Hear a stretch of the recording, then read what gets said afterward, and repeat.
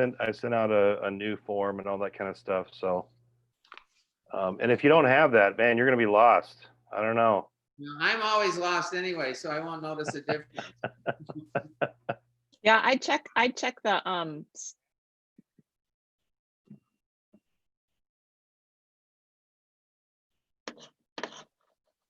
I see Jack Bowman there. How you doing, Jack? I'm doing fine. How are you, Dave? All right. You're doing much better. Thank you. Glad to hear that. Good to see you, Jack. Good to see It you was- too. was We, very- we couldn't get the printout either. Hi, Elgin.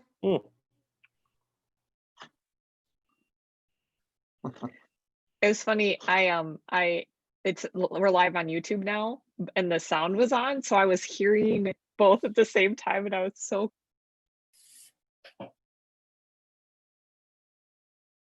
So I've unmuted our audio, so I don't think. For my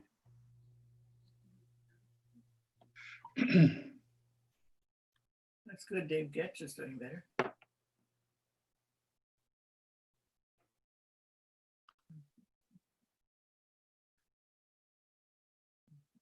Hey, Elgin. Elgin. Unmute yourself, Elgin. Yeah, you're muted. And there's Steve. Hi, Christian. Hello, sir. How's Dave Getch doing? I'm getting a kick out of life. No, my toe is healing slowly but surely, and I'm doing all right. No pain. Good, Yep. good. Well, we will give another minute or so for folks to come in. People oftentimes come in, and we start around 11.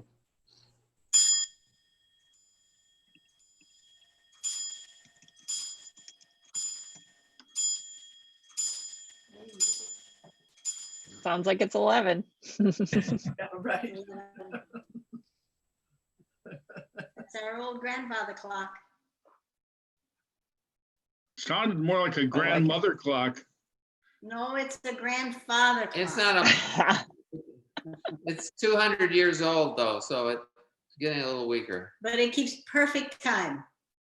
It's hugely old. It's marvelous. Hmm. Hey, Christian, are you frozen? He looked frozen to me and then he just went away. Yeah. Oh, he's down here. He seemed frozen to me. His air conditioner is working overtime. Let's see. All righty. I'm back, but There you are. Yeah. You're not frozen now. Well, I'm literally standing next to the modem, and like, I don't know. We're here. We hear you. Okay.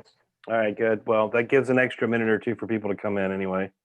You're looking particularly handsome. Well, thank you. I shaved a little bit this morning. Good for you. Sunday best. There you Good. How go. does one shave a little bit? Well, I didn't use a razor. I used like an electric shaver, so it didn't quite get all of it. So every other whisker, right? Yeah, I got a little bit of whisker there. Hmm. All right, I think I'm enjoying it. it's 11:02. Maybe we want to get ready to get started. I asked if Sarah would mind praying for us today as we get started, so I'm going to turn it over to her, and then we'll have her mute everybody. Great. Okay, let's pray together, everybody.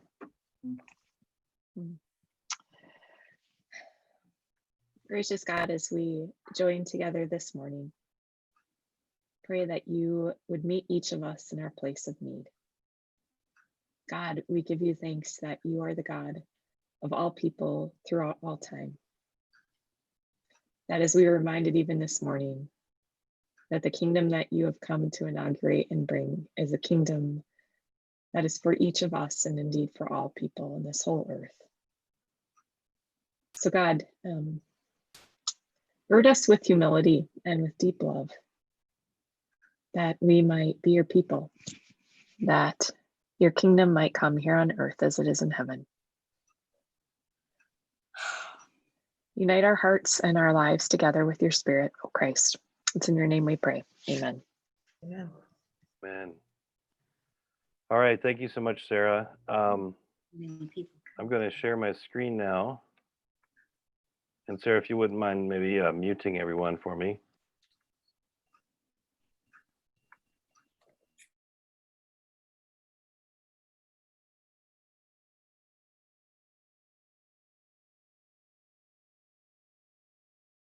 Christian, unmute yourself, please. I can't unmute you there. Okay. You're good. Well, thank you. All right. Let me just get this thing off the screen here.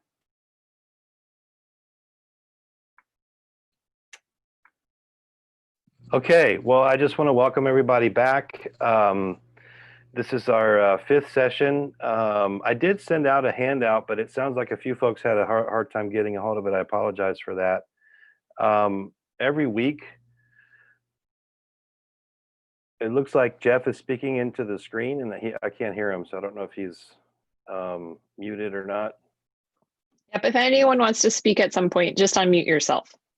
Okay, Christian, I just wanted to tell you, I just found your mailing from Wednesday. It went right into my junk mail file, which I don't usually look at. So I don't know why that happened. That's never done that before, but anyway. We found you. Okay. Okay, good. All right, well, just as a backup, if you don't, for some reason, you can't find it, like in the future, like if it goes in the junk mail or something like that, and you have a hard time locating it, you can always go into the Colonial website, the CCB. Our group is called Sunday, I think it's Sunday Morning Adult Education.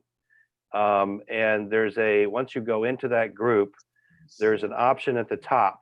There's a list of options that you can click on, including messages and things like that. And the one that you want to click on is the one labeled Files. And if you click on Files, it'll take you into whatever I have emailed. So whatever I email out winds up getting deposited there as a file. So that's just as a backup, just so that everybody knows. So our class, happy to be back. I hope that you all had a great July 4th last week. We took off 1 week, and so this is session 5 that we're engaging in. Just to kind of remind us of where we are and what we are working on. So our last time, a couple weeks ago, so first of all, early Christian movement, our class is focused, as you'll remember, on these first 2 to 3 centuries of the development of Christianity. I call it the early Christian movement, in part just to convey the idea that this is a loosely congealed reality thing. It's a movement. It's not so much a highly organized institution. There are multiplicity of expressions of this, and hopefully we're going to get into some of this today, actually, in our discussion. And part of what we're trying to do is to understand the ways in which they navigated their time and their context, and the various contexts, actually, that they found themselves in. So we've spent some time already talking about the Jewish context, the Greco-Roman context. We also noted as we did that there were really 2 big questions that you can find sort of repeatedly asked in different iterations across this time period.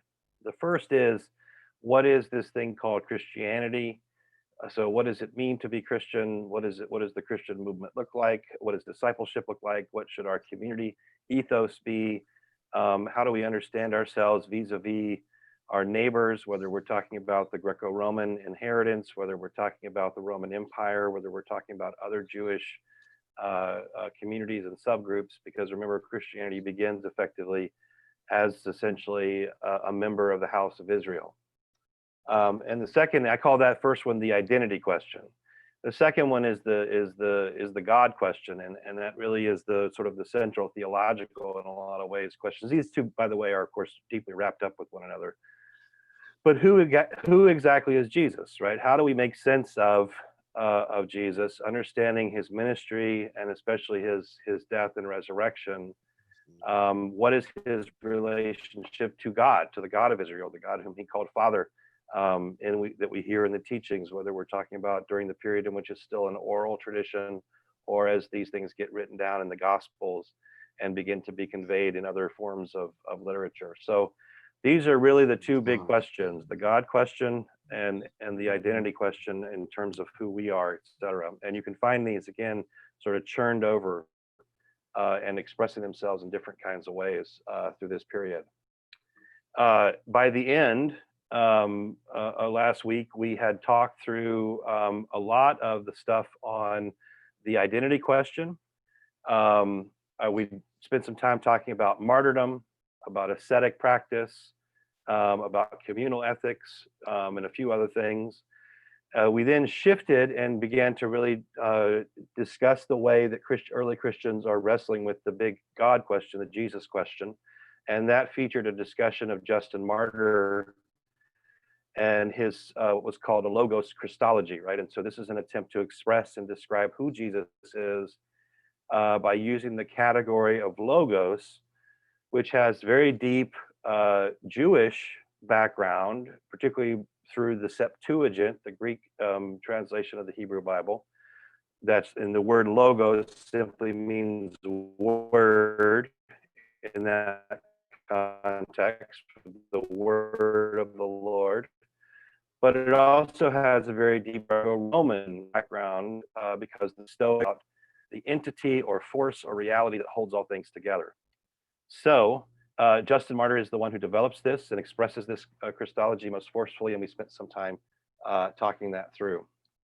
We then also noted that even though the real God question is especially centered on who is Jesus, that doesn't mean that there wasn't at least some discussion of the Spirit. And so I talked a little bit about the emerging theology on the Spirit, and we highlighted the 2 or 3 ways that the Spirit was described. Almost all of the discussion on the Spirit, and I think I highlighted this, but I just want to remind us, has really to do with what the Spirit does as opposed to who the Spirit is. So the who the Spirit is wrestling, that is not happening during this time. Excuse me, I think there's a certain amount of nervousness around that question because, as I mentioned at the end of last week, the identity, right, the Spirit in a sense is sort of that revolutionary element within the Christian tradition. And I mean, Jesus talks about it as a spirit that blows where it will. We have these images, in the book of Acts of this fire coming upon. And so I think there was a certain kind of nervousness about talking too much about the power of the Spirit. But there's no denying that there is a wrestling with it around issues of prayer, issues of empowerment, etc. So we discussed some of that. So those were really the major things that we did. Towards the end, we started to transition into the discussion that we're going to be kind of launching on today, and that will certainly take us into probably the next at least 1, if not 2 sessions. And that is what I've called here the Christian pluralism and the struggle for Catholicity. I'm going to explain these terms a little bit more in detail as we get in. I know they sound kind of academic-y right now, but I hope that I'll be able to kind of explain what they're after here in just a few minutes. But one of the things I wanted to do was, and I set this up last week, was I noted for you the difference between a normative and a descriptive definition, or a normative and a descriptive analysis. And so a normative analysis has to do effectively with what exactly is truly something. A descriptive analysis has to do with something that claims to be something, quite regardless of whether it's true or not. So if you remember, I said normative in our context would be when we look at something and we say, this is true Christianity, how it's being expressed right here, how it's being lived out. That's one thing, one way of describing this, and we want to set that to one side.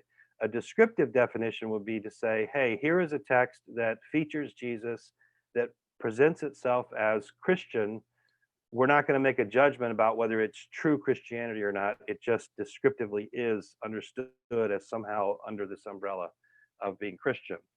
And so the reason I wanted to highlight these 2 differences is in part because during this period, the normative, what is truly Christian, is not settled yet, right? That is very much in flux. And part of the dynamic of this period is precisely wrestling with what is it going to mean to actually be Christian. And so this is a period of intense experimentation with all kinds of different expressions and way about thinking about ways of being Christian. Some of those ways wind up getting incorporated into a sort of broad vision, which we're going to call the Catholic vision eventually, and others do not. And so that's kind of the process here that we're going to be kind of talking through. And I just want to make sure that sort of folks are kind of tracking with me. So in this period, the normative, right, what is true essentially is very much in flux, and in some ways is actually being invented alongside of what is not true. So, so those things are, I think, important to keep in mind. So let me stop. Are there any kind of comments or questions before I move us forward? All right, so I'll move us forward then, just to kind of, for economy of time. And just a reminder to folks, if you do ever have questions, you can either put them in the chat, or when it comes to that moment, just unmute yourself and ask Christian. Okay, so what I want to do now is I want to explain a little bit here what I mean by Christian pluralism and the struggle for Catholicity. And then we're going to transition into one of the biggest areas where we see the dynamics that I'm describing in these first few slides here at play. And that is what's going to be called the struggle over gnosis, this word for knowledge, the Greek word for knowledge. So first of all, Christian pluralism. So what do we mean? We simply mean that there are many different ways of expressing and being Christian. Now, remember, when I say that there are many, I'm not saying that it's like all over the place. I'm just saying that there is a profound amount of diversity here that's at play. And so I think it's worth saying that there's a Christian pluriformity, multiple forms for ways of being Christian. And that our period, in a sense, particularly the 2nd century and up into the 3rd, is really a period of intense experimentation and this struggle around identity, and the differences can be differences about practice, right? For instance, some groups are going to be very, very strict around questions of marriage. Some are going to say that sex should only happen within the context of marriage, and others are going to say that sex shouldn't happen at all. Others are even going to argue that you shouldn't even get married, right? And so that's differences in practice, but you're also going to have some differences around belief, like who exactly is Jesus? What is it that Jesus came to do? What are the authoritative texts that we're going to read, et cetera? So there's a plurality here of differences in terms of expressions. Why is that the case? So what can we say to explain what we mean? The first thing has to do with the texts that people are sort of drawing on. Now, remember, I already told you, and I'll just repeat this, that we have lost up to 85% of the text, the titles of which we knew, Christian texts. So in some ways, like, we're doing our best here to make sense of what we're talking about, but the data point is much smaller than we might wish, particularly once we get into the 2nd or 3rd century. So first of all is what I say here, uneven reception and varied texts. And what I mean is that Christians are producing their own texts, right, as we've talked about before, which we eventually come to call, right, the New Testament. The first thing to note, though, in the 2nd century is that we don't have a canon. And what I mean by canon is we don't have a list of authoritative texts that everyone is agreed on that these are the authoritative texts. That is also a process that's going on. There is clear evidence that there are groups that are reading the same texts and that even affirm, right, say the 4 Gospels or the Book of Acts or 10 of the letters of Paul or something like that. But we have to, I think it's also important to keep in mind that even among those texts, as they're being produced, they show certain kinds of differences, right? The Jesus of the Gospel of John is much more clearly a divine figure than, say, the Jesus of the Gospel of Mark, where Jesus goes around telling people not to tell who he is, right? So you even have differences within the witnesses, and it stands to reason then that could produce different interpretations and therefore different forms of community expression later on down the line. In addition to that, not every community accepts every text, right? Even to this day, we have different canons within the Christian world. The Coptic, for instance, this is the Egyptian canon, is different than the Latin Catholic canon or the Protestant canon or the Syriac canon. So even the authoritative texts that groups are drawn to eventually wind up being different. So, and that difference that we have even today when we have the notion of a canon, that was already also at play earlier on. So uneven reception and various varied texts, this is obviously going to contribute to different expressions. The second thing that I would mention is simply geographical or regional differences. And what I mean here is just living in a different place, using a different language with different local challenges is necessarily probably going to produce different expressions or ways of being Christian, as is the possibility of rivalries occurring. And that's especially going to take place as we get into the 4th century. The 3rd and 4th century, you really begin to see some of the rivalries between different regions playing out, and especially in the East, between Antioch and Alexandria, for example, that becomes a significant component. So that's also at play here. And these are just sort of natural components. The third thing is something that I mentioned back a couple, 2 or 3 sessions ago, and I mentioned to you that one of the things that Christians do pretty early on is they adopt the teaching methods and organizational, educational organizational methods that are sort of around them for ways of communicating and developing the Christian gospel. And what I'm talking here, of course, about is Greek philosophical culture, right? So you establish schools, or you have the practice of a free teacher. And these were things that we talked about a few weeks ago. Well, one of the component parts of that culture is go figure that students will sometimes disagree with their teachers and sometimes quite sharply. And so I think the example here is one of the great examples to just put forward to you is the difference between Plato and Aristotle, right? Aristotle, in a sense, understands himself as a pupil of Plato, and he develops a system that in many ways is a critique. It shares a lot of the same values as Plato, but it also is a critique.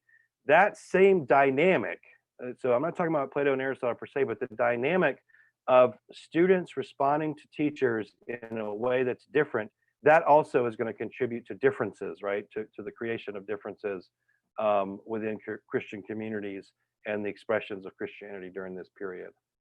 And then the last one is kind of a kind of catch-all sort of category, and I would describe this as simply the different challenges. And this is somewhat similar, I guess, to point number 2, but here it's a much more pointedly missional, right? So if you're a community planted in a certain area, for instance, if you're in Rome versus if you're in North Africa, maybe in Carthage, you're going to have different challenges that you have to deal with, right? Different theological issues may come up. You may have there may be different pagan cults that you have to deal with. There may be different policy issues that you have to deal with on a local level. And so the missional vision, right? The challenge of figuring out how to live out the Christian life isn't the same everywhere you go. It looks differently in part because the different place that you go to presents you different challenges. So all of these 4 together, I think, give us a sense of, okay, this is probably why we have so much difference, at least early on, diversity early on, within a movement that's loosely connected and it's not a highly institutionalized. Communication is not guaranteed. The ability to communicate with one another is something that's going to take a long time in terms of writing letters and things of that nature. So I think that gives us an explanation for why there's this thing called Christian pluralism. All right. So what do we mean then by the dynamics of Catholicity? So basically, there's several models that are currently being developed to try to make sense of how we go from a plurality of expressions to a few different expressions, right? So things kind of begin to congeal a little bit more. and they're different models with different strengths and different weaknesses. And so I'm adopting one model here to utilize, in part because it doesn't necessarily satisfy everything, but I think it does have a lot of explanatory power for what's actually happening during this period. And that's the dynamics of Catholicity, is what they call it. So Catholicity is basically, the word Catholic means universal, right? So that's what we're talking about here. We're not talking about the Roman Catholic Church. We're talking about a universal vision. And so Catholicity then is, if we talk about it as a dynamic, is an attempt to construct a big tent, as big of a tent as you can get, to allow for this diversity to have a place within the tent, but it still is going to wind up having borders on it, right? So Catholicity is the attempt to have as big and wide a tent as possible, but still with the idea that there are in fact boundaries that we have to have. And so I think that's a good way of thinking about how Christians are thinking through this time. We want to have space for different expressions, different ways, localized ways, et cetera, for dealing with certain kinds of things. And yet we also know that there has to be some kind of limitation somewhere. All right. How does this get worked out? There's probably several ways, but the most obvious way that this gets worked out, in the literature at least, is through what I call the rhetoric of heresy and orthodoxy. And so I want to just emphasize, number one, I'm using rhetoric very intentionally. Rhetoric here carries with it, and I mean this not just in the pejorative sense. I mean it in the sort of classical rhetorical sense, that there's an attempt to persuade that something is outside and something is inside, but it's also something that's being constructed as it's going on, right? So rhetoric here carries that with it, and it of course also then is going to have the connotations of there being issues of power at play, and so we don't want to ignore that. So this is working itself out through the rhetoric of heresy and orthodoxy. So I want to kind of break down a little bit, particularly what we mean by the word heresy, because that's the sort of the more important of the two in the process that we're trying to describe. So first of all, the word heresy comes from the Greek word heresias, and this has a life prior to its use in Christian theological polemics. And it basically is a political term that refers to a sect or party or faction within a city of people who gather together. They band together for common purposes for themselves, in distinction from the common purposes of the larger whole. So it can have a negative connotation. That is, these people care only for themselves, they don't care about the whole. Or it can just have a neutral sensibility in this political sense. These people just are withdrawing themselves from the whole because they share some sort of common interest. So it has both a negative and a more neutral meaning within political discourse. So Christians appropriate this, and the first person I'm going to mention who actually utilizes this is going to be Justin Martyr, who we've heard about, and then there's another figure who comes right after that we're going to wind up talking about over time. I think probably by next week, Irenaeus. He's the one who really kind of gets the ball rolling in this conversation. So as I mentioned here, Christian authors are going to appropriate this because they are going to describe the groups that they wind up labeling as heretical as smaller groups. Sometimes that's actually true. Sometimes that is not true at all, depending on where we are in the history of Christian thought. So for instance, if you've ever heard of Augustine of Hippo, he's kind of St. Augustine figure, kind of shapes Calvin and Luther and whatnot. I think most Protestants will probably have heard of him. He gets into a controversy. Now he's living about 200 or 300 years after we're talking about. So he's living late 4th into the 5th century, 300s and 400s. And he gets into a controversy with the Donatists, and it's called the Donatist movement. And the Donatists are considered to be heretical from Augustine's point of view. However, while Augustine is living, the Donatist church in North Africa, where Augustine resides, dwarfs his church. Like they are way bigger. They're a much, much larger movement. So sometimes that word fits and sometimes it doesn't, is just my point of that little anecdote there. All right, so our first one, as I mentioned, the person who utilizes the term heresy is Justin Martyr, and Irenaeus is going to kind of develop this notion in a more systematic fashion as time moves forward. So let's kind of unpack just a tad more, a little bit more about what we mean, like how does heresy seem to function, and what are some highlights that we want to make sure we note. The first is, and this is something I've already said several times, but because the normative, right, as I already mentioned, is already in flux, it stands to reason then that heresy is itself being constructed. And what I mean by that is heresy is almost always a term being used by people on the attack. People on the defense are not going to call themselves heretics. They're going to call the people who are attacking them or whom they are trying to attack the heretics. So while these Christian authors are utilizing, people like Justin Martyr, Irenaeus, and others, they're utilizing the category of heresy. We want to keep in mind that there's not this thing called orthodoxy that exists prior to heresy, rather that there's sort of a symbiotic relationship going on, and that orthodoxy in a certain sense is being invented and created at the very same time that heresy is being invented. This is the polemical element, and so this is very much a construct. There might be good reasons for this construct, and I think if we look at some of the ideas that we're going to see among the Gnostics, I think we might agree that there were some good reasons for some of this. But that doesn't mean that this is not constructed. It also doesn't mean that power is not at play here, right? And of course, we know as the history of the discourse of heresy and orthodoxy unfolds in Christianity, very much so, power is definitely at play. So the history itself later on is going to become even more problematic.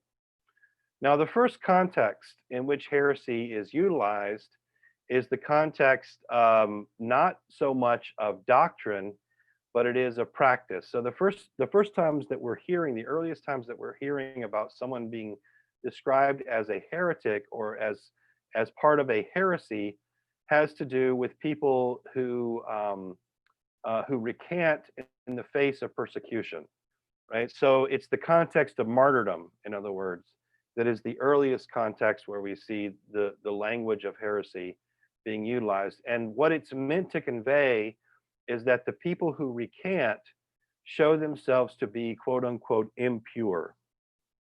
All right. The logic for this is that martyrdom was understood itself to be an experience of purification. That if you somehow martyrdom fell upon you and you were going through the process of torture or whatever the case may be, that was an experience of going through the fire, right, of being purified, and that your witness itself, the witness to the truth, was being purified. So it stands to reason that if someone is kind of going to be thrust into that position and they withdraw from it, then they themselves show themselves to be impure. All right. Third thing that we want to note, I've got just two more, and then I'm going to stop for a minute and take some comments or questions, is that heresy is not understood as external to the church or to the Christian faith. It's rather something that has to be labeled as an internal phenomenon. So it's something that begins typically within Christian circles. Now, later on, some of that kind of might change around, but it starts out as an internal phenomenon. And one of the languages that we wind up encountering is that heresy is almost understood to be something like a cancer that's within the body, and that it has to be removed. And if it's not removed, it's actually going to threaten the whole body of the church.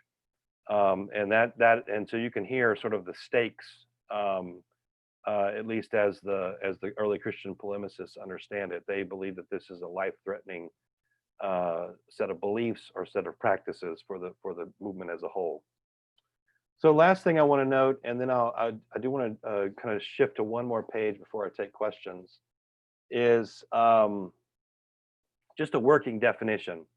So this is a working definition that is meant to help us think about the category heresy, but especially as it develops over time. Let's see if I can move my just a tad here. Oh, that helps a little bit, I guess. So basically, I say here, in general, in the history of the Christian movement, heresy is a pejorative term, right? So it's a negative term that refers to beliefs or doctrines within the Christian community that were seen to be outside or antithetical to what comes to be called eventually orthodoxy. In orthodoxy, that term means right teaching or correct teaching or correct doctrine. So heresy becomes the antipode, in a sense, to orthodoxy as things develop, certainly. But we want to, of course, keep in mind that these things are basically being developed or invented almost always at the same time.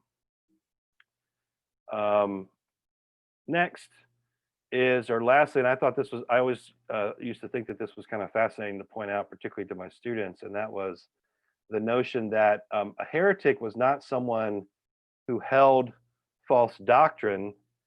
I think the idea being that all kinds of people have all kinds of false beliefs that they hold all the time. Rather, it's someone who persists in holding those doctrines after repeated attempts to correct them. And of course, depending on what time and space you're talking about in the history of the church, repeated can mean a lot, or it can mean very, very little. And so the history of heresy and orthodoxy is very definitely checkered in a negative fashion. Last thing I want to note, though, before I take questions, just to kind of highlight for you how much things are in flux, how much heresy itself is being constructed while orthodoxy is being constructed. And that is to do with the fact that there are very definitely permeable boundaries between the folks who are developing or creating orthodoxy and the movements that they have labeled as to be avoided, the heretical movements. So as I say here, so-called heretical movements make major constructive contributions to the development of orthodoxy. Now, it used to be, let me just kind of give you a background for that statement. It used to be thought that the contribution that heresy made was to show us where not to go, right? That it was primarily a negative contribution. What we've come to understand through further historical and theological reflection is actually more complex.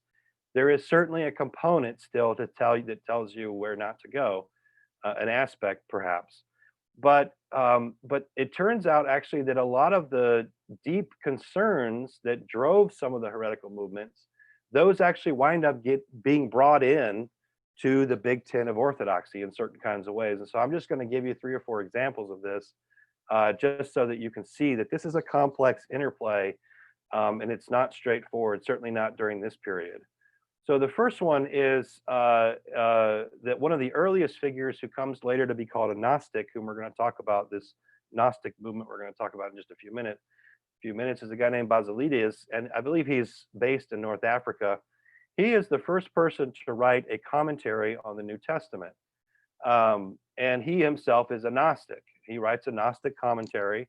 Well, commentary becomes the central way that Christians begin to engage Scripture, of course, outside of, say, preaching sermons. It becomes a primary vehicle by which Christians are going to develop their theology. So the first person to do this is not a so-called quote-unquote Orthodox, it's rather one of the Gnostics. And he utilizes in his reading and engagement, he utilizes contemporary philological, literary, and historical tools to now analyze the text. Also, those become the way that Christians themselves are going to engage the text. So that's huge, right? Engagement with Scripture. We're going to take that over to some extent also in dialogue with the Gnostic. Number 2, our first canon, right? So the process of canonization, I'm going to do my best to give us a little one-day presentation on this, hopefully probably towards the end of our time this summer. But canon here simply referring to the authoritative list of New Testament documents, as well as Old Testament, but especially New Testament in this case. The first person to give us, that we know of in the 2nd century, who really does give to us a kind of authoritative list is Marcion. And Marcion is also understood to be among the Gnostics. I'll talk a little bit about him hopefully later today. So the need for a canon, right? Marcion's canon is very small, very limited. We wind up ultimately with a canon that's much, much larger, about 3 times as large as what Marcion wanted. But he's the first one to propose, hey, we're going to have an authoritative list of texts. Marcion himself actually leaves the church and founds his own church and has a series of churches that last up into the 4th century and even longer. The third thing is that one of the things that we see in the Gnostic tradition is a deep desire to emphasize the transcendence of God, that God cannot be, in some sense, engaged directly and has to be engaged rather indirectly. They're going to postulate a whole bunch of intermediaries by which we engage the divine. But the idea that God is ineffable or transcendent, well, this is also a deep concern for the Orthodox and becomes central to the development of Trinitarian theology as we move from the 3rd up through, even to today. So the Gnostics themselves, in that desire, they would have also shared with early Christians. Lastly, and I think this is one of the most confounding or interesting maybe, is if you're at all familiar with the Nicene Creed, in that creed there is a short phrase that you'll read, particularly in the 2nd paragraph, right under the I believe in Jesus Christ section, where it says that Jesus is of the same being. That term, that phrase of the same being comes from this term homoousios, and this term actually comes to be sort of a linchpin term within the creed, and it becomes the term that Athanasius and others are going to fight for as the sort of the history of Trinitarian theology develops. Well, that term actually starts as a term that the Gnostics are using. They have a slightly different shade of meaning to it, but eventually Christians are going to appropriate this, and they're going to make it this one of the central terms in the most important expression of orthodoxy, right? The Nicene Creed. So even the creed itself is not without interaction with and appropriation in a constructive fashion from sources that might otherwise be considered heretical. So I hope that these 3 or 4 examples here give you a sense that this is a very dynamic interaction that's going on during this period. All right, so let me stop there for a second and see what kinds of comments or questions that you have before we turn to a discussion of Gnosticism. Sarah, are you still there? All right, I know she has a phone call that she's having to hop on to. So if you would like to make a comment or raise a question, please feel free to unmute yourself.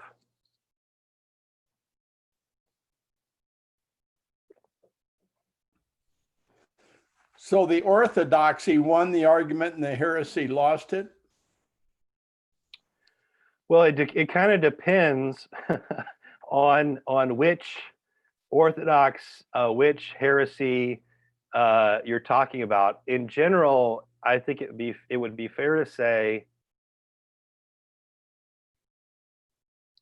that has certainly been the rhetorical construct that has had sway. So let me kind of spell this out. For instance, do you remember, Elgin, when I did the class on Christianity on the Silk Road, and I talked about how in the 5th century, in the 400s, there's a big debate over the 2 natures of Jesus, his divine and human nature, and that ultimately this rips the church into 3 different traditions. Do you remember that? I'm assuming you do. I can't see your face on my screen, but I'll just assume you do. in that case, you have three different traditions, all of whom are going to claim the other traditions are heresy and that they are orthodox. So you're going to have three different orthodoxies. And so the construct is generally that orthodoxy wins and heresy loses, but it really depends on how are we defining those and how are they being kind of worked out. But it's a good question. I hope that kind of gives you a complicated answer because it's not straightforward. Thank you. Yeah, absolutely. Other comments or questions?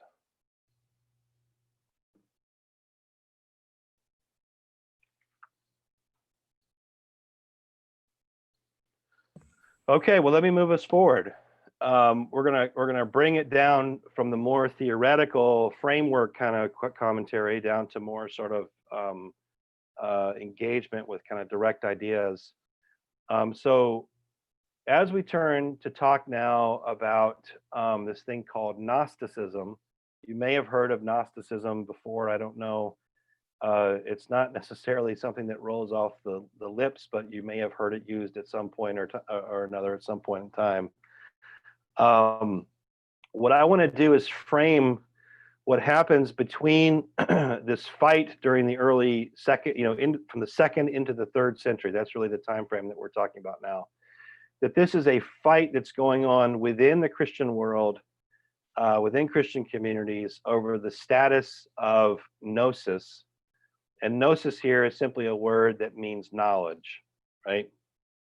And I think it'd be fair to say that if you read the epistles and the gospels, particularly you'd say the Gospel of John, some of the epistles of Paul, you would see that the status of knowledge, that knowledge is important, right? That Jesus is the way, the truth, and the life, right? That Paul talks about, he's concerned about illegitimate knowledge, but that doesn't mean that there's no knowledge, right? He wants rather the knowledge of the crucified. And so we might say that in Christian circles, Jesus is thought of as the one who brings to us saving knowledge, right? A knowledge that saves, a gnosis that saves. So this is a very traditional, like widespread trope, an important trope within early Christianity. And what happens, I think it'd be fair to say, is there's a struggle over what exactly is the knowledge that comes to us. What does it tell us? And how widely available should this be? Right? And that's really what the debate in some sense about Gnosticism is, because Gnosticism is going to argue for a kind of knowledge that's going to sound somewhat similar to the Christian gospel, but also somewhat quite different. And it's also going to be something that is typically available only to the initiated, right? So it's not necessarily to be widely available. So that's how this is going to kind of play out here. Just to give us a sense again of the broad usage of the term knowledge, the terminology. As I already mentioned, we find this in New Testament materials, right, in the letters of Paul, and especially in the Gospel of John and the first, second, and third epistles of John.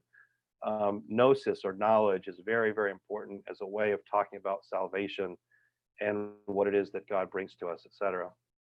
Then and now I'm going to list the figures here, 2 or 3 figures here, who are particularly involved in attacking Gnosticism, but they are not attacking necessarily knowledge. They're trying to argue for what they would call proper knowledge. So this is, again, it's an argument over how we're going to conceptualize what knowledge is and what kind of knowledge that God brings. So Justin Martyr himself talks about Christianity, right, as the true philosophy, a true philosophy that offers saving knowledge. Another figure that we're not really going to be able to engage that much is a guy named Clement of Alexandria, who was even more well-versed in the Greek philosophical tradition. So he had even more facility with Greek philosophy and a variety of traditions there. He also, and even more repeatedly, speaks of salvation as experiencing saving knowledge. And then Irenaeus, the person who particularly gives us our first full sort of outline of what the Gnostics, quote unquote, believe, the book that he does this in is titled "The Refutation and Overthrow of Knowledge Falsely So Called." Right? So he himself is concerned to say there is a knowledge that comes in the gospel, but it is not this type of knowledge. So this is an argument, right, within the Christian world over the status of gnosis or knowledge. So what are we talking about here? I keep using the term Gnosticism, and I want to kind of define this for you and introduce you a little bit to Gnostic beliefs. That's probably all we're really going to get through, I think, today. So first of all, Gnosticism itself is a term that derives from the word gnosis, as you can kind of tell. It is a term, Gnosticism is a term that is invented in the 17th century. So it's not being used by any of the people that are attacking the Gnostics and not being used by the Gnostics themselves. So this is very much an invention of the Enlightenment period. We knew about what Gnosticism was, and of course there are also later iterations where Gnostic type ideas show up again and again in the history of the church. But a series of sort of texts and materials begin to be discovered, and some of them are also re-engaged starting in the late 19th century. And then we have a major find in 1947, what's called the Nag Hammadi Library, and that is really where we wind up getting a lot of the new Gnostic Gospels that you've probably heard of, like the Gospel of Mary Magdalene or the Gospel of James. The Gospel of Truth is another text. These are all discovered as part of a cache or collection of manuscripts that are hidden in a cave near a monastery. And so the belief is that these had actually been the property of the monks, and the monks probably would read these things late at night, and then eventually these texts probably got labeled as heretical. So they said, okay, we'll stash them and put them away. Who knows? Maybe they'll change their mind down the road. So we won't burn them, but we'll just hide them. So these were all discovered. So basically, this whole field of Gnosticism and engagement with this is really an exciting field because there's all this new material to kind of work with. One of the things, though, that has been noted is that it's a difficult term, Gnosticism, in part because none of the movements that we oftentimes use this term to describe used it for themselves, and their opponents didn't use the term. And so we want to make sure that we're clear on that fact. Gnostic does appear, but it only appears in the writings of the opponents of the Gnostics. The Gnostics, the ones who are being named, they don't necessarily use this term to describe themselves. And so again, that's something that we want to keep in mind. The other thing we want to keep in mind is that there are going to be some movements here who are labeled, who the Christian polemicists labeled as Gnostic, who didn't necessarily recognize the other movements that were being accused of the same thing as being on the same par, right? So for instance, Marcion, who I'm going to talk about probably next week, he would not necessarily have recognized what Valentinus was teaching as true knowledge. And yet the opponents of Marcion and Valentinus lumped both of them together, right? That's my point.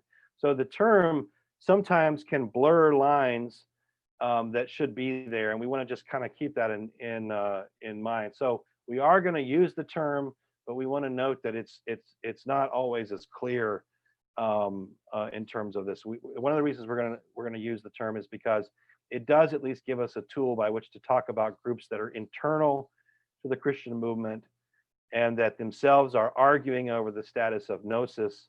And of course, we don't have a better term yet, analytical term at least, to use to make this argument. So that's why we're going to keep it. But I just want to make sure that you know that there is some difficulty in that regard.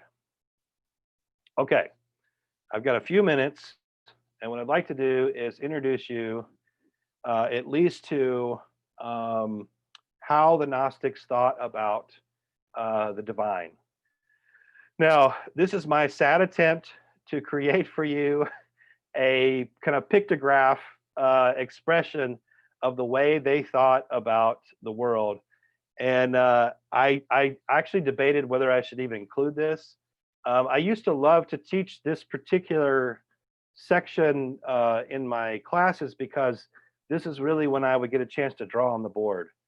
So, because I could never find a kind of good pictograph that actually depicted the way that the Gnostics thought. But what I want you to note here is just that there's a kind of pyramid type structure that's at work in the way the Gnostics think about the divine world and how it connects then to our world. Right. So the divine realm itself is a pyramid, and our world is underneath that pyramid. All right. So that's kind of the way, and the key figure that connects the divine world to our world is going to be the figure Sophia. All right. So let me kind of explain this a little bit for you, and then I'll take some questions, and I think we'll stop there for today. So one of the key things for the Gnostics was that they believed that there was a kind of history behind history. There was a divine history, and that part of the knowledge that they receive through a specific intermediary, typically Jesus or an angel, is the shape of this history. And I call this is often called the divine drama. And it basically begins with the idea of the one, the supreme entity at the top, who is actually above the pyramid, who cannot be known. And yet somehow they don't always give to us an indication. This one who cannot be known gives birth to a dyad, that is an entity that is a cosmic duality, and that typically this cosmic duality is going to be gendered. And one of the things that happens in a lot of this Gnostic material is that gendering is very, very significant. And I mean significant in the sense that, like, this is an anti-woman, anti-female kind of movement typically. So the duality is going to be male and female. The male is on top, the female is on the bottom, and that structure obviously says something, right, in terms of their relationship. One of them is understood to be superior and the other inferior. These two copulate somehow, and they begin then to have a proliferation of other what are called aeons. All right, so the top, the male, and so sometimes that copulation is understood to be itself a negative thing, in that the female tempts the male, and that happens. Other times it's just sort of a straightforward, this is just what happens. They begin to produce these other emanations or aeons, and these are often called, they're usually named by very important concepts in the Greek philosophical world, like nous, the word nous, which means mind, or psyche, the word psyche, which means soul, or the word aletheia, which means truth, et cetera, et cetera. So you wind up then getting these, what are effectively children to a certain extent. They will come out, and then they will join together, and they will produce more children, more children, more children. And so that's why then this winds up functionally becoming something like a pyramid, right? Because it gets bigger and bigger and bigger. And the whole of this huge kind of apparatus, hierarchical apparatus, is sometimes called the pleroma, or the fullness of the divine. All right, great stuff, right? So where does this story end? It ends with the birth of Sophia, right? So Sophia, of course, is the word for wisdom, and it's also a feminine word, right? And they play up on this, that it's when Sophia comes in, and Sophia is always the key figure in any of these systems. So there can be other little differences here and there, but Sophia is always the one who causes all the trouble, right? So Sophia comes into existence, and she sees, and they literally will use the language of she because, again, they're anti-female. She sees how far away she is from the one, and she becomes angered, and she rebels, right? And that rebellion typically comes in the form of giving birth to a negative reality, that sometimes it is because she copulates with another entity. Other times it's because she is able to somehow give birth by herself, right? So she doesn't submit herself in a sense. What comes into being, though, through that rebellion is this entity called the demiurge. The word demiurge is the word for artificer, And this becomes a way of naming the creature or the figure who is actually going to create our cosmos. So to recap, right? The one is at the top, can't be known, but gives birth to this duality, who then give birth to all kinds of entities. At the bottom is Sophia, who becomes angry because she's so far away from the one that she rebels. She gives birth to the demiurge, and the demiurge calls creation into being.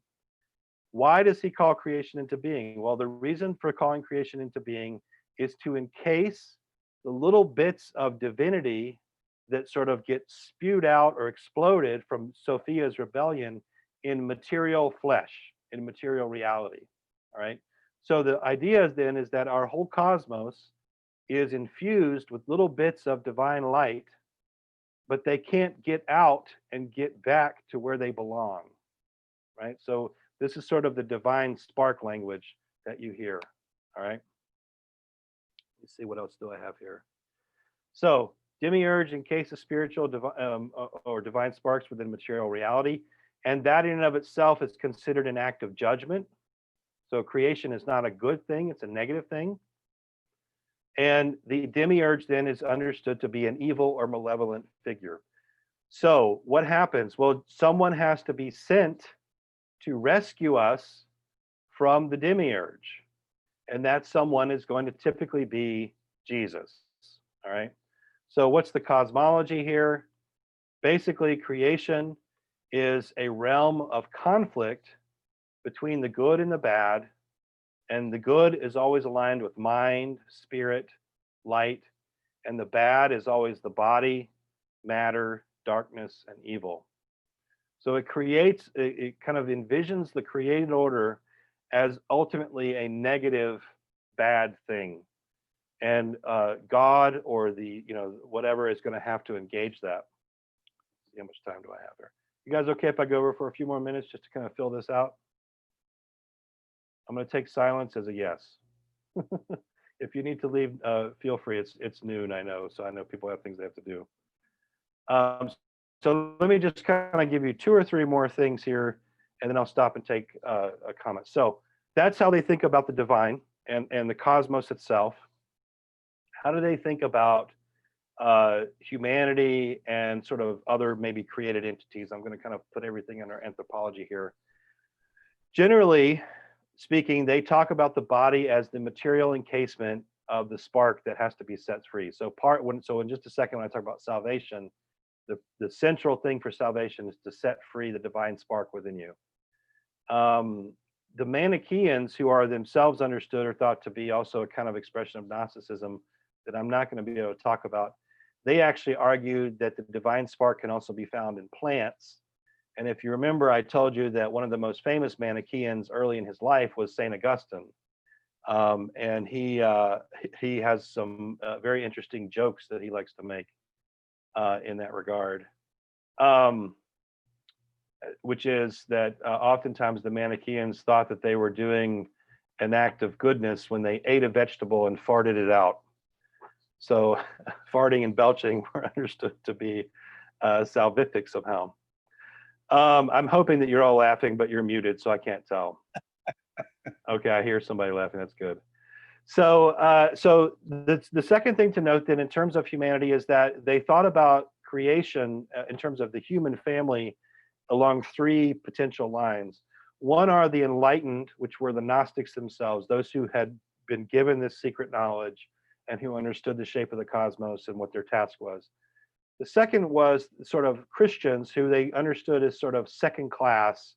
These are also people that would be saved and sent into the heavenly realm, but they weren't quite as with it. They didn't have the knowledge. And then the third category was simply what they called mud people, and these are people that literally don't have a divine spark.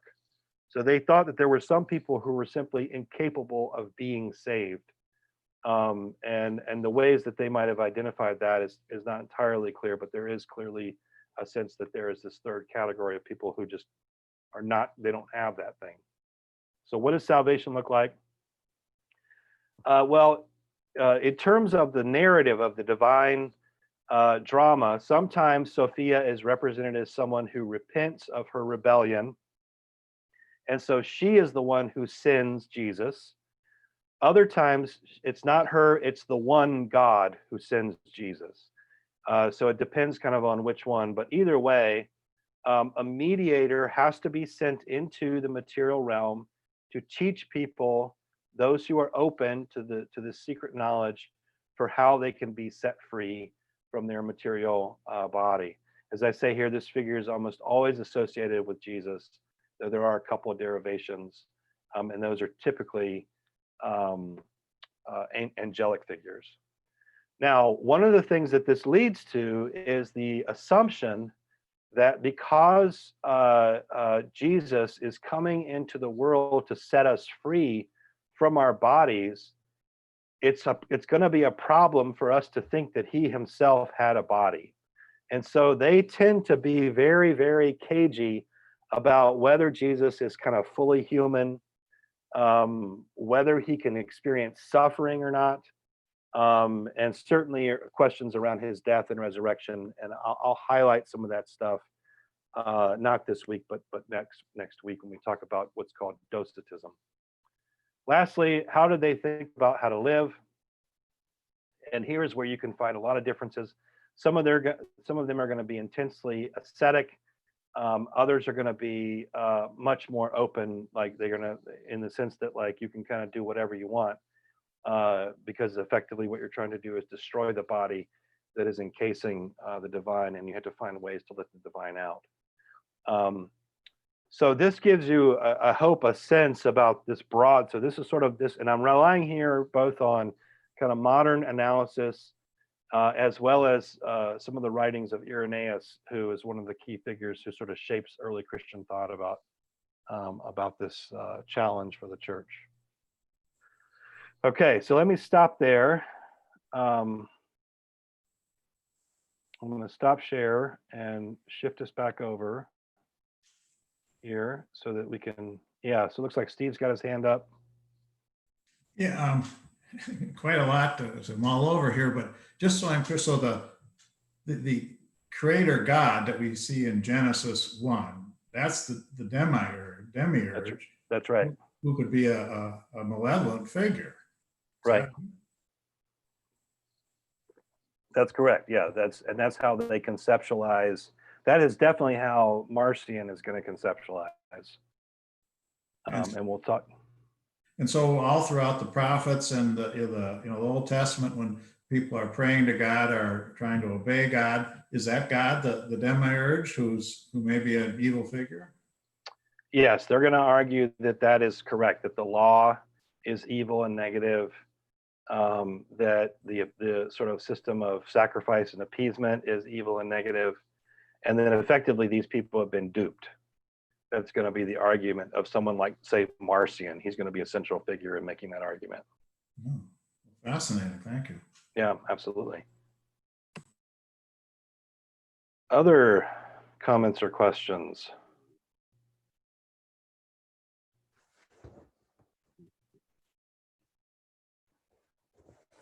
Whatever happened to this belief? Why did it go away? Well, it seems like a fairy tale. Yeah, well, actually, it doesn't entirely leave. I think there's a lot. So, for instance, there are certain movements, like in the medieval period, the Carthusian movement, or the Cathars. I'm sorry, not the Carthusians, but the Cathars. And there are other groups that will have a more dualistic view of creation. They'll see the body as evil. So sometimes what we call Gnosticism, historically speaking, the word Gnosticism travels over time, and we use it as a way to analyze, like, there can be, like today, for instance, there can be certain forms of Christianity that are really, really denigrate the body. And we might say they have Gnostic tendencies. And so I think there's a sense that that this doesn't fully go away. The organized forms of it do go away. I think the Marcionite is the one that sort of dies first. The Valentinian form kind of fades away. Marcion, though, actually founds his own churches, and they proliferate, particularly in the eastern part of the Roman Empire. And then that seems to die off probably by around the 5th century, 6th century. But the Manichaeans, they also have a kind of a Gnostic thing. That stuff exists up into China, up into the 14th and 15th century. And it's only really eradicated when Islam kind of takes over those regions. So, yeah. So, I mean, some of it's just that they get persecuted, they get assaulted and attacked. They probably also have, like the Manichaeans also have this very bizarre kind of setup where it becomes so intense that if you're going to be truly devout as a Manichaean, you can't have sex, you can't drink still water, you can't eat fresh vegetables, you certainly can't eat meat. Like literally you can barely survive. And what they need is an entire apparatus of people underneath them, farming for them and providing for them, like the ability to kind of sustain their lives. So I think basically it's impossible for it to be sustained in a certain level.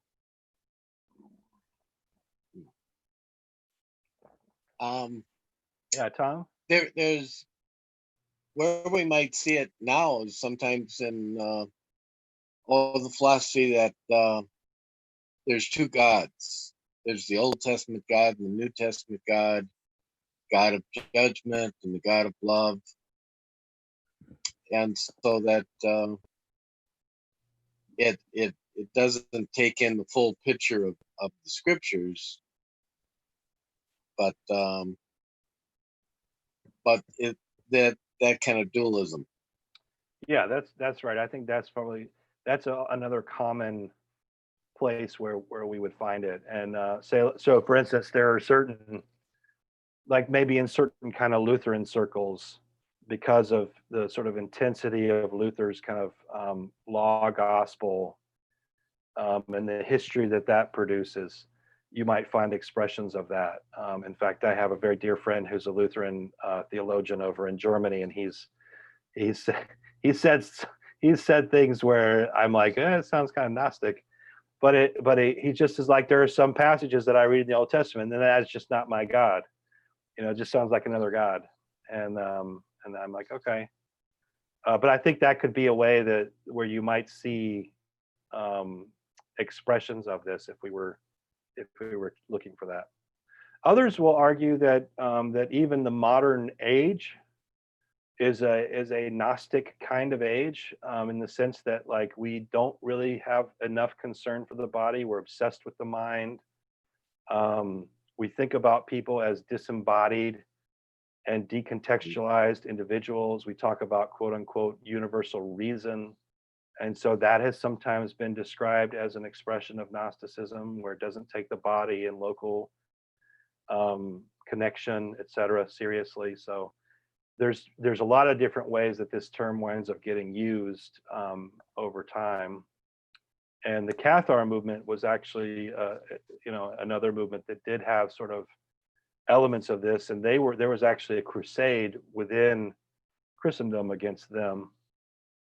But I think that's probably also a complex one. Sometimes these things also, of course, entail a lot of politics, particularly once sort of Christendom gets up and running. So yeah, hey Bob, go ahead. I'm wondering, this seems, kind of in left field, this concept, but at the beginning, does this have or originate out of the so-called, not so-called, the spiritual battle between God and Satan? Yeah, I mean, I think there's some basic problems that we don't know much about, Right. I do think so. For instance, when I was doing some research on this, there are certain tensions in Scripture that just are not answered, like Right. this one. So where does the power of evil come from? What is the status of this figure Satan?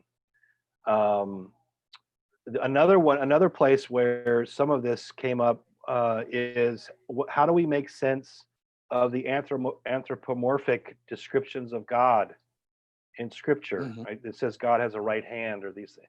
Is that just metaphor? And if it is just metaphor, how does it actually connect to the truth of who God is? And that's what creates the need for mediating kind of figures. And so there are some of these, like some of this is generated. It doesn't just kind of come out of nowhere. It is generated, I think, by really serious problems. And we already see, like, for instance, if you read Paul, here you have a rabbi, right, who in the book of Galatians comes very close to saying that the law was not given from God. He doesn't say that. He says it's handed down by angels, and then he sort of steps back from the line that he seems to have walked up really closely to. And so the status of the law, the status of that history for Christians, and how are we going to think about that stuff, that becomes, I think, some of the generative tension that winds up producing movements like these, as well as just some of these people are also, some of them are brilliant, some of them are like, they just have very creative minds, but they also wind up going in certain directions that I think we might see as problematic. Well, it seems like, having read the Old Testament, you don't get any feeling for this. I don't. It seems like it comes out of Greek mythology or more, and it's all of a sudden happens as we. I don't know. It just seems strange to me. I don't know whether anybody else got that reaction at all, but. Just to be jestful, it sounded, when you were talking about some of it, it was a bit out of Stranger Things. The Dungeons and Dragons game back in the days when my kids did that, and even a little bit of Game of Thrones. I don't mean to be. Sure, yeah. But I mean, the terminology, and some of it is the fairy tale comment somebody made. It's really. Right. Sorry about that. Just. No, I think I do think that there's there's clearly a connecting with the culture, probably, right? There's also, I mean, if you're going to make a claim to having access to certain kind of knowledge, that's going to develop perhaps in a certain way, and you're going to want to kind of make the arguments for that kind of thing. So, and then. This could have appeal in part because if someone comes to you and says, you don't feel like you fit, you don't feel like, you feel like you're out of joint. Let me tell you why. Here's a story, right? Here's what's I can help you release that part of you that feels like it wants, that you could see then how that might have some level of traction for people. But this particular movement, Gnosticism, does not become as large as, say, something like Donatism, at least not in the Roman context. Christian, yeah. The mystery cults, they were also just separate from Christianity, but had some influence in this. Yeah, I think sometimes, I mean, certainly the older scholarship on Gnosticism put that, noted that, but I think now the lead is very much that this is very definitely an intra-Christian development. The one thing that I did run into many years ago when I was doing some research on this, so this is not the most recent stuff, but it was there were some certain Jewish elements, and it was the attempt to make sense of the destruction of the temple and the raising of Jerusalem, that somehow the creator God was not the true God, right? That was the sort of rationale offered oftentimes, that there might be some kind of a Jewish background to this. But yeah, I mean, I've heard the Mithras cult, I've heard other cults like that named and kind of brought forward, but I just don't know enough to say really if that's the case or not.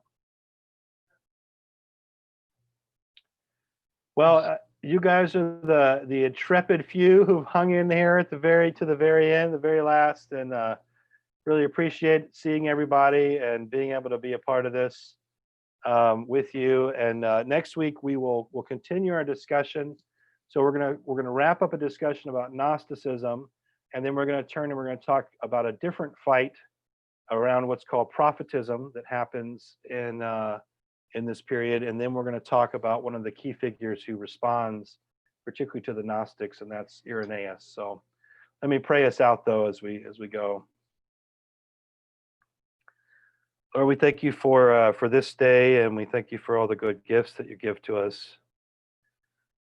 We ask you, pray that we would be faithful with those gifts, to love our neighbors, to serve you, and to seek you in this world.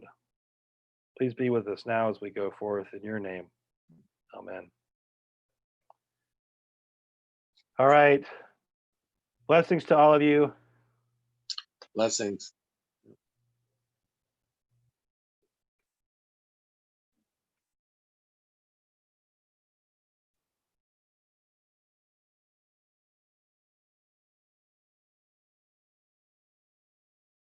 Ugh.